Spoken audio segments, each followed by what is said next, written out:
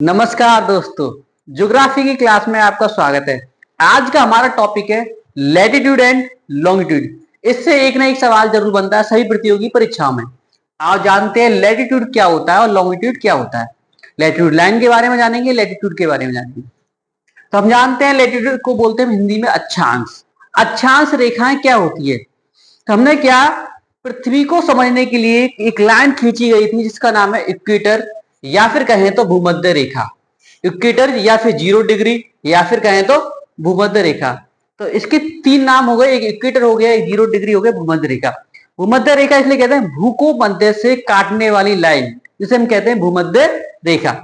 जिसको आधा आधा कर दिया, एक नॉर्थ बार दिया और एक ये नॉर्थ है और ये है साउथ। तो भू के मध्य से होकर जाने वाली लाइन को भूमध्य रेखा कहते हैं या फिर इक्वेटर कहते हैं। मान लो कि ये हमारी एक लाइन है, हमारे जो हाथ है वो एक इक्वेटर लाइन है।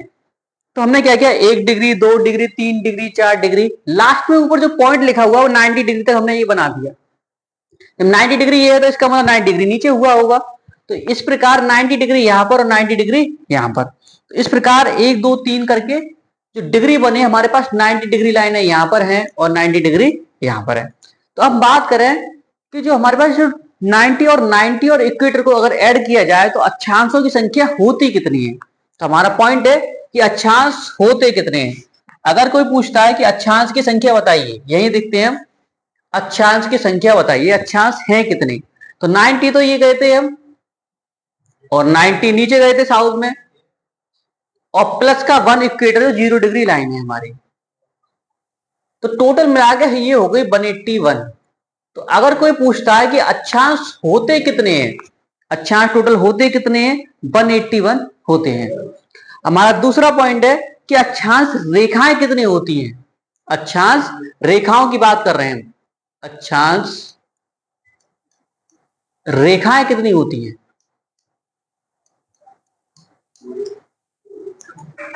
अगर कोई पूछता है कि अक्षांश रेखाओं की संख्या बताइए, अगर एग्जाम में आता है अक्षांश रेखाएं होती कितनी हैं, तो हमने क्या किया कि 181 तो ये थे। ये इसका मतलब ये जो 90 डिग्री पर गए थे, ये सेंटर वाला जो पॉइंट है यहाँ पर, और ये सेंटर वाला जो पॉइंट है यहाँ, जिसमें ग्लोब लटका हुआ होता है, जो दो पॉइंट है, जो पोल कहते हैं जिसे हम, ये नॉर्थ पोल और ये है साउथ पोल।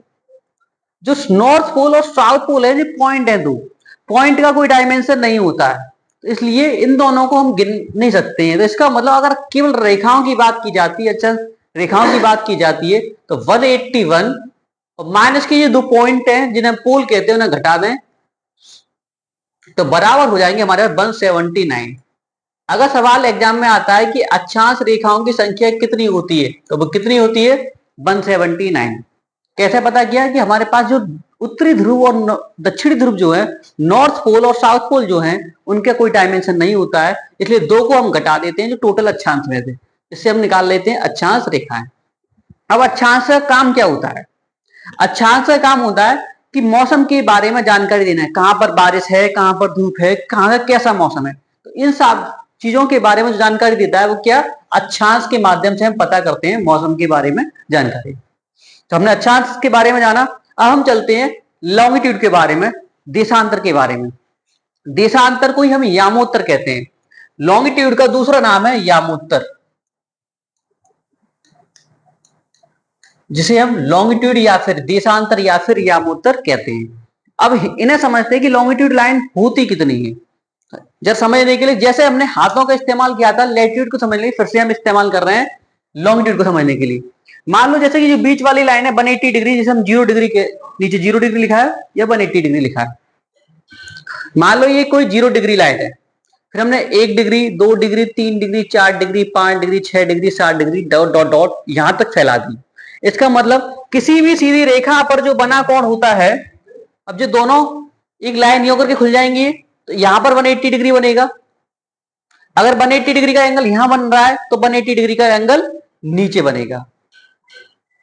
तो इसका मतलब ये हुआ कि 180 डिग्री यहां पर बन रहा है और 180 डिग्री इधर, दोनों तरफ 180 बन रहा है। तो अगर पूछा जाए कि यामोत्तर रेखाएं कितनी होती है, देशांतर रेखाएं कितनी होती है, अगर ये सवाल आता है, आप बताओगे कि 180 प्लस 180 बराबर कितने हो गए, 360। तो यामोत्तर रेखाएं कितनी होती हैं, 360 डिग्री होती है। टोटल रेखाएं कितनी है?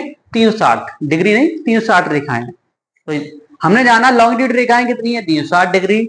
और अक्षांश रेखाएं कितनी है? 179। और अक्षांश कितनी है? 181।